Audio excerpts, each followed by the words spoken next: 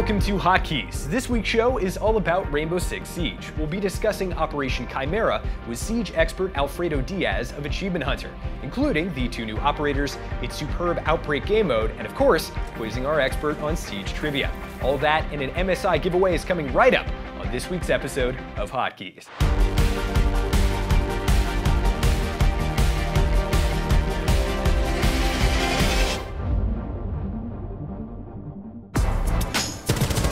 Alfredo Diaz, aka Alfredo Plays, is an IGN alumni who now creates content for Achievement Hunter.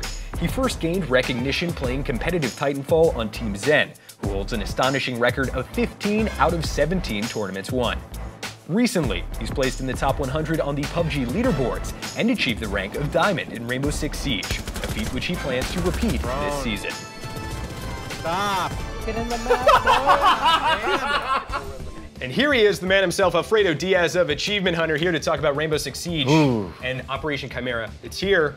You have played a lot of it, and let's talk about the first 2 and most important things aside from the Outbreak mode. Yeah. And that is Finka and Lion, the 2 new operators. The 2 new operators that are just attackers. Fantastic. These unique gadgets look super fun, and I'm going to talk us through the kits here real quick. Yeah.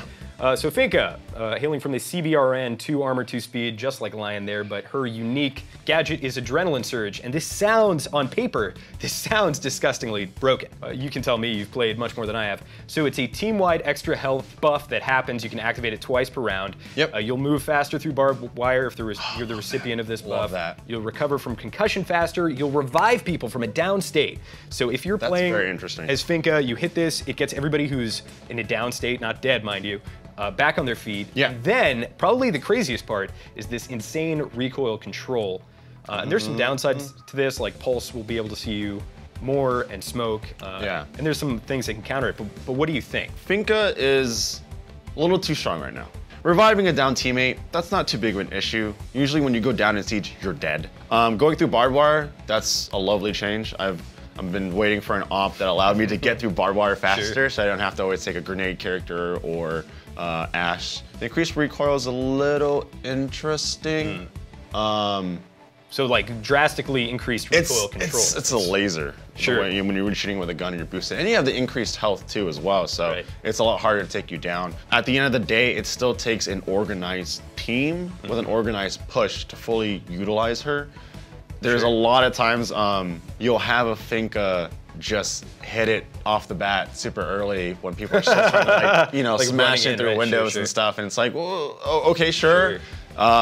So an organized team, I think Finka is going to be very strong in competitive play when you have a 5-man squad that are all in unison, thinking together, pushing together, going for, working they're on the comms, they can call for it, right? Let's move right on to Lion. Lion now. GIGN, 2 armor, 2 speed, also an attacker, and he gets the EE-1D aerial drone, which is indestructible, and can scan the entire enemy team, which in essence means your entire team can see their team. You get wall hacks through the wall. You see the real-time image of them.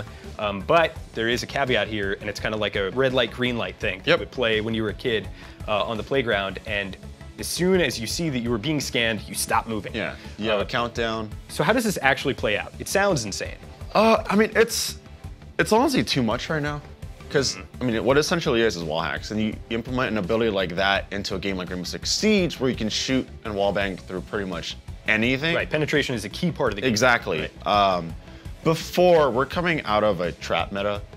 Stepping through a doorway, getting hit by everything just made it impossible. There's like a bear trap that closes on you. So it kind of slowed down the pace of the game a little too much. So when they announced 2 attacking ops, I was very excited. And even at the Invitational, they did say that the meta right now is a little too heavy on the defensive side. So I was like, great, this is gonna kind of balance it out. It's pretty attack heavy right now. You're gonna run across teams that are going to, so they'll have like a Hibana for like a hot, a hard breacher. They'll have a Ying. They'll, depending on the side, have a Glass. Then they'll have a Lion and Finka.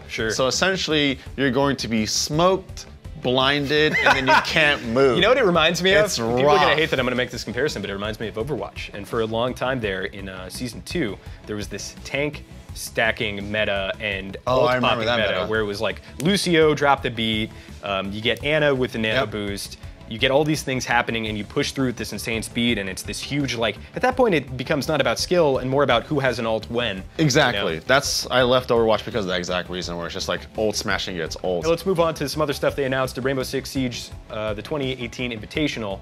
No sequel in the works, which is surprising to a player like me.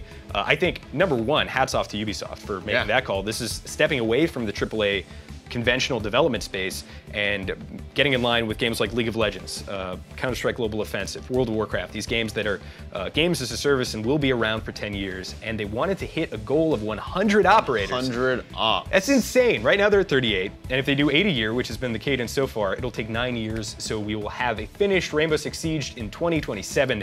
How do you feel about it? First of all, is 100 operators too many? I mean, I don't think so. I really don't. One of the things, being originally a console player for 10 plus years and then moving over to PC the last 2 years, I was always jealous of games like Counter-Strike, League, Dota, where you can put in the time, effort, and money, and your investment will still hold over as time goes on, right? It got pretty hard investing into games like Call of Duty, where I put in the time, effort, money, and then all of a sudden, like 6 months later, surprise, there's a new one. Guess what? There's a new one. All my skins and everything, all the money I invested into making my characters look cool and everything is gone, etc. or whatnot. But I really, really like this whole, let's just invest into this game. And I like the kind of MOBA-esque feel that they're giving. So coming up, very exciting. You are going to be playing, and I'm going to be quizzing you on trivia. Siege. That's going to be it's going to be sweaty and difficult. Interesting. But before we do that, we want to give a thanks to our partners over there at MSI. We're going to be playing on one of their newest laptops, which runs a GeForce GTX 1080 graphics card, features a per-key RGB mechanical keyboard, displays in 4K or 120 Hz with G-Sync, and features an advanced cooling system. Make sure you stay tuned later, as we're also giving away an MSI prize pack that comes with a keyboard, headset, Super Genius mouse, and a backpack to keep it all together. I want to take a look at some of your best plays when you're not getting grilled with trivia. So let's take a look. Word? 10 seconds left. Doorway.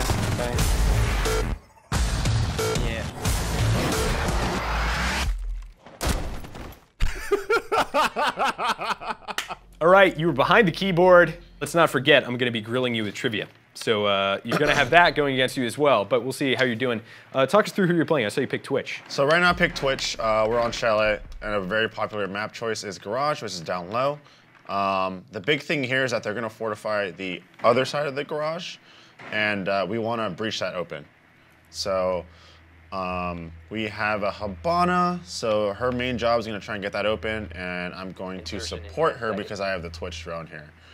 All right, here we go. Name an operator apart from Thermite who can break through a reinforced wall. Habana. Correct. Watching for a couple spawn peaks. It's really, that was, I knew that the cat was there, but it was like impossible to see. Partaking in the Rainbow Six Siege beta rewarded which weapon skin? Oh, the beta? Yeah, the beta. I know I'm wrong, but I want to say the elephant skin. It's not right. It's not, it's the fire skin. Close, good try. Oh, it was the fire skin. Nobody has that thing. So ugly. But it's cool, it's exclusive, and that's what's important. Our Habana is on the other side of the map. We saw the Lion drone coming in there, only picking up one guy.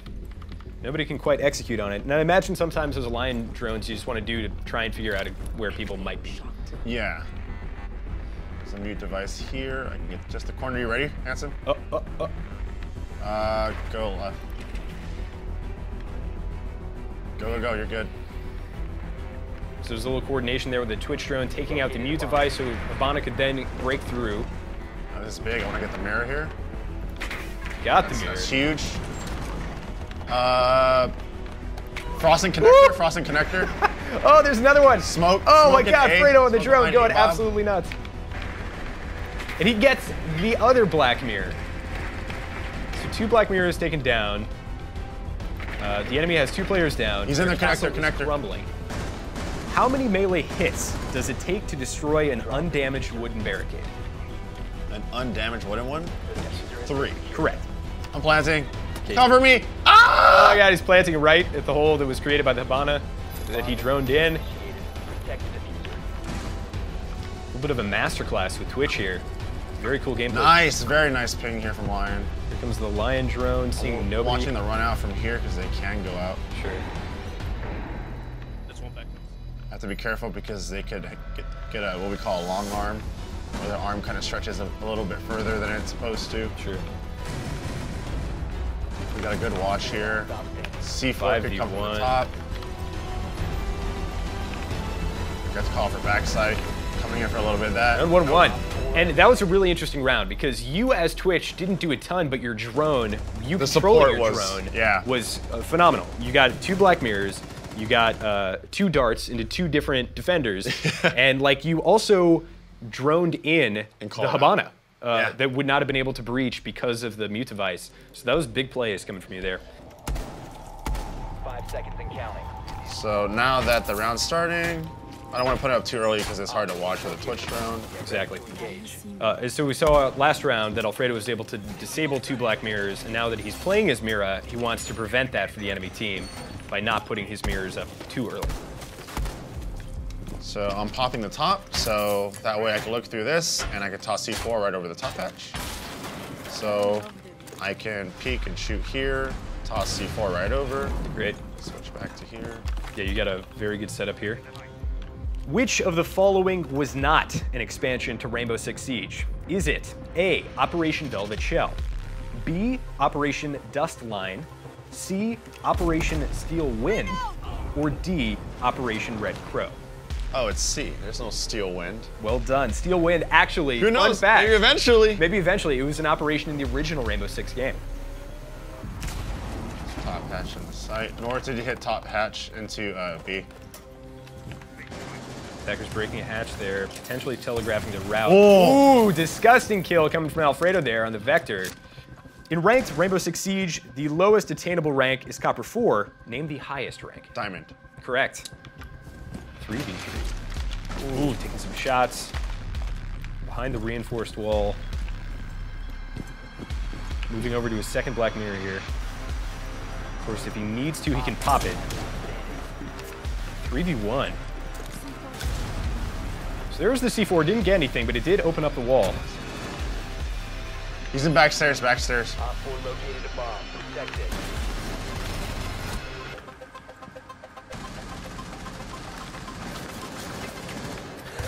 it. Trying desperately to hit you through the black mirror.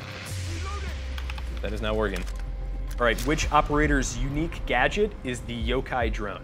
Okay, now's not the time to talk to me, James. The Yokai drone is Echo. Correct. I actually mained him last season. So he's undoubtedly probably going to try a different route here. Because, man, it's just very difficult to... Nor is he going for the flank up top. He's hurt, he's hurt. And you got him. Nicely done, man. That was fantastic. Setup is everything. You're totally right. Everything. Like, the fact that you blasted out the top of that, through the C4, cleared the wall, you were able to spot the final enemy, and then get the kill with the black mirror. There was so many things that were put into play there. We need to locate a bomb. In both rounds, you've given us a really textbook example of how to use each of these operators with their abilities. Like the black mirrors going up are super crucial, as well as the Twitch drone. So I want to make sure to preserve. They're down low. Yep. I want to make sure to preserve. Don't see me. Don't see me. Don't run over here. You're back on Twitch. So the drone is extra special here, and of course, you do not want to do something like scan. Very intense. She's putting out. Oh God! They're BMing each other, and still not seeing you. I don't know what's going on. 10 seconds before insertion. Under trophy back garage, there is a recruit. The diffuser is now Push to the garage. to locate and defuse A lot of times, what you want to do with roamers is isolate them. True or false? Blackbeard is the only operator capable of wielding the D50, aka Desert Eagle. No, Valkyrie can too. It's fantastic, and I'll give you a make-believe bonus point for the name of the other operator. Well done. Yep. So right now, Nord's health is below 50, so all I want to do is shock him. Let's bring him down and then bring him Bring him back up. At 50. At 50. It's the reset. You can preserve your drone from that as well. Do not lose it. Going straight in, have the numbers advantage, and Alfredo is playing it. Okay, this is drop hatch. They could try and rotate on me. I'm putting down my claymore for the case. I see that there's 2 guys pushing in from this angle. I don't want to be the 3rd one, so I'm going to go ahead. It's just way too many people playing from the same angle. Sure. At some point, there's no benefit. Yeah. Let's take out the cam.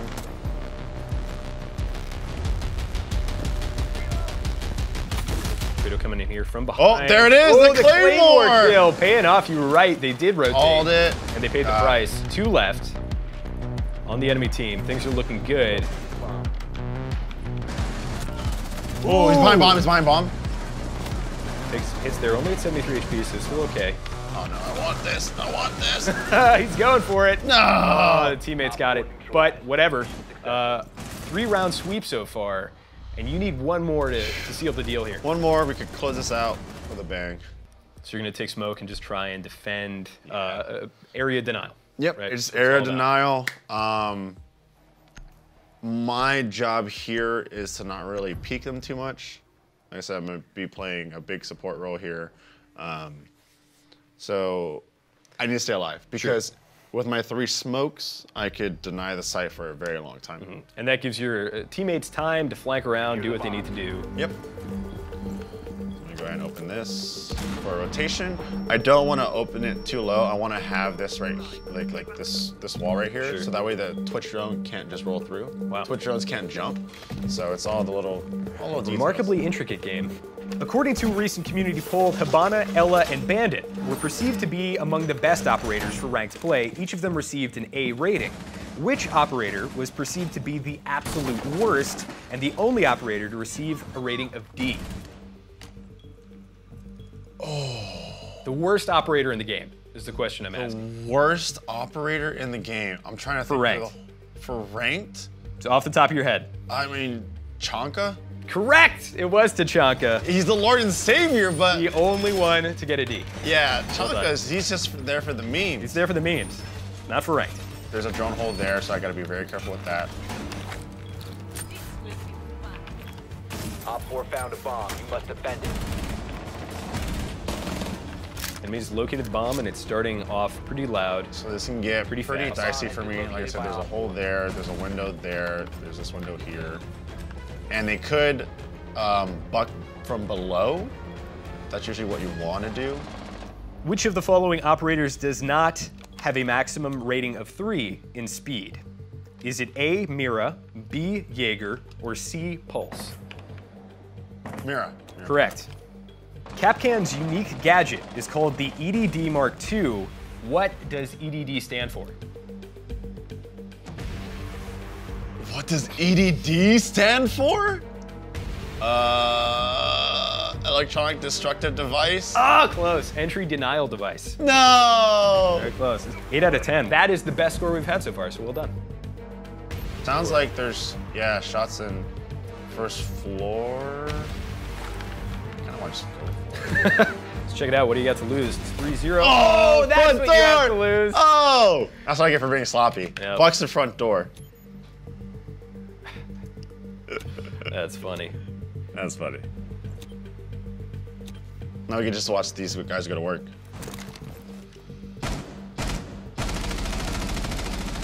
Changing mags.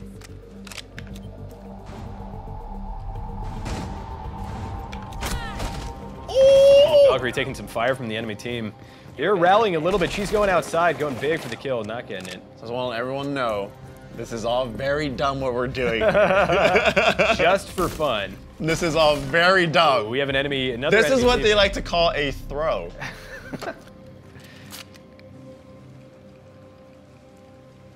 But honestly, I'm happy with it because Siege is such a serious game. It's nice to just mess around when you can. Sure. Be in a situation where you can have a good time. Yeah. Could this come back and bite us in the ass? Could, but will it? I have confidence in these guys. Probably not. Probably not. The 2 enemies have left. But you had to work to get to this position. Like, you had to basically ace those first 2 rounds. Here comes the push. 2v2. 2v2. Nice. You guys are not going down without a fight. Get your window. There it is. All right, the victory. round. Alfredo Diaz, you showed us a Squad. very strong round 1 and 2, and a very different one. The first one was all about support with Twitch, and the second one you went super hard with Mira, and got a bunch of kills. It's a 4-0 victory coming from Alfredo Diaz, but now we're going to talk about something that's completely opposite to competitive play, and that, of course, is the Outbreak mode. So let's check in with that, but first, I want to see some more awesome plays from you. She's almost dead.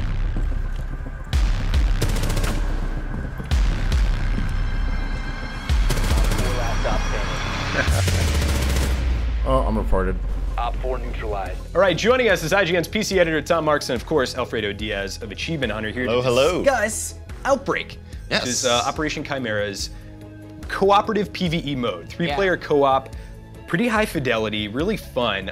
Zombies in Siege is, I guess, the way of kind of boiling it down to what it is. Aliens? Alien zombies. Alien zombies. It's like a... Right. Yeah. But this is a trend that we've seen in a lot of different games. Dota 2, as well as Overwatch, there's 2 competitive multiplayer games, and they each have their own unique limited time cooperative event. And we'll get to what the implications of that is and what that means, I think, for like the future of these type of games. But let's just start out with some baseline reactions. Tom, what did you think from playing it for the first time? I thought it was a ton of fun. Like, I think that Outbreak is just a really cool, weird, unique thing within Siege that, you know, Terrorist Hunt is a lot of fun, but this really like changes it up. It gives you kind of different ways to think about operators' abilities. The fact that they did little things like quality of life tweaks, like reinforcing walls is way quicker, like things like that. I think they just did a really good job of making it feel like it could have been its own game almost. It would have been very easy, I think, to reuse just a slightly retextured operator as an enemy or a civilian model or assets they already had in the game, but just about everything you're seeing in Outbreak looks like it was created intentionally for that mode. Yeah. The skyboxes, the environments, the effects, the amount of enemies. And that's always the bar. I think you want it to feel like it could be its own unique game, and it's a little bit bittersweet because we only get to experience it for a month. But Alfredo, you play at a competitive level. Did it appeal to you? Surprisingly, it did. I've never been a big fan of any type of zombie mode. I wasn't too fond of like running around the same map, kiting around enemies, etc. So when this event came around, I had a good time, and simply because of the fact that 2 things. One, there's a beginning and an end.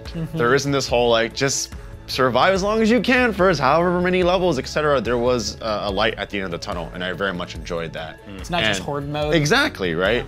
And it didn't feel like they're just trying to cash in on an older trend that was like zombies.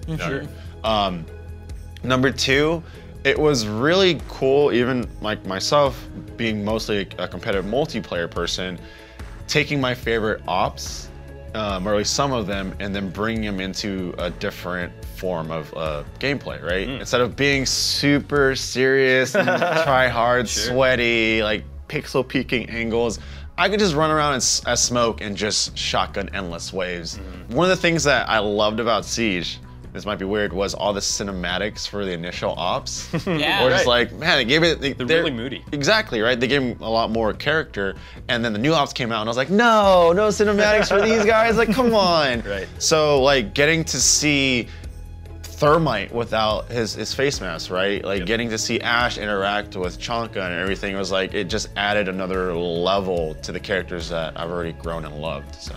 This feels like it could be its own game, and it's definitely the most bittersweet to see it go away, and I think it's probably gonna be like 20 or so days when this video goes up. So I guess my question to you, because I know the way I play these, if I'm not competitively playing in the game, these events, like Overwatch Insurrection, Dota 2 Siltbreaker, and Rainbow Six Siege Outbreak, serve to get me back in for the event and nothing else. I immediately bounce back out. Is that the way you play it? Do you feel like there's a big community boom because of this? Like, do you think it's an objectively good thing for the competitive scene? I feel like that's just kind of something that developers are embracing more and more, where they're starting to realize there are so many great games out there and there's a lot of competition, and it's okay to embrace just these seasonal booms, right? And I think that's totally fine. Get the hardcore audience, they're there, they're dedicated. Bring in a casual audience, give, you know, places like IGN something to talk about, you know, in terms of Siege. Sure. Because you always want your favorite game to get promotion. You always want a new stuff coming out for your game. So I think it's totally fine because the hardcore audience will be there. They'll stick around. So bring in casual people to play every once in a while, and you know what I mean, get them introduced into Siege. I know so many people there's like, oh man, I'm gonna get into it, or I'm gonna try it out, I'm gonna test it out the free weekend, etc. during the Invitational. I think it's great. The final thing that I want to talk about in terms of Outbreak, for the players out there who are asking, why does this have to go away? Why can't this be a thing permanently? I think there are 2 reasons for this. First of which is you don't want to split the community, right? This is I was talking with Eric Williamson, who's the design lead on Fortnite VR. And he talks about 50v50 and the 5 teams of 20 and this kind of stuff. And they're really cool, but they're limited time because eventually they don't want to have these disparate queues. They want everybody to be funneling back into either casual or ranked. And in Siege, that's certainly the case. And I think the second thing is probably monetization. So the question that I'll pose each of you, start with you, Tom, are you more incentivized to spend money on these limited time things when there's something so cool and so grandiose like Outbreak? Probably, yeah, right? Like, I'm not one to buy spend tons of money, real money in games like this, especially on cosmetics. Like, that's not usually what I do, but there's always that drive for me when you have a limited time event with unique skins where it's like, if I don't get it, like, it's gonna go away, and then I'll never have it. You need to remember this moment. There's a pro and con to it. Like, I like the fact that there's a specific type of outfit and it's for all the ops, right? Because then that way it's like, you know, like, what if I get this type of outfit, but I don't get it for my main character, etc., right? Which happens in Overwatch. You see that in League a lot, where it's like there's a certain like skin for a League character, and then other characters don't get it. So I like that it's universally to a lot of the ops. But the con of that is, like, for me, I'm not really digging the hazmats. Like, I respect it. I think it looks clean, but there's other skins I like more, so I won't be diving into it. So it's just like, all right, cool. I'm looking forward to whatever next event there is if they have one.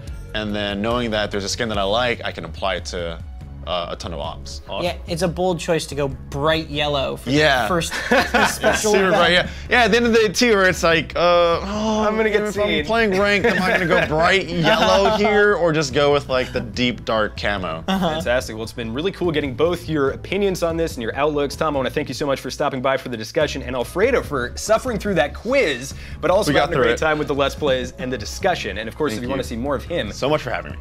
You can find him on youtube.com/Achievement Hunter, and definitely shoot him a follow on Twitter @AlfredoPlays. So check him out there and join us next week on Hotkeys.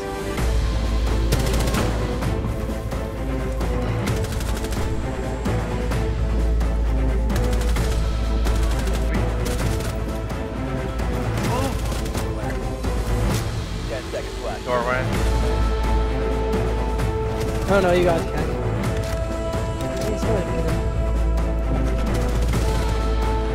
Now you got it. Stop! I didn't even get in the building, man.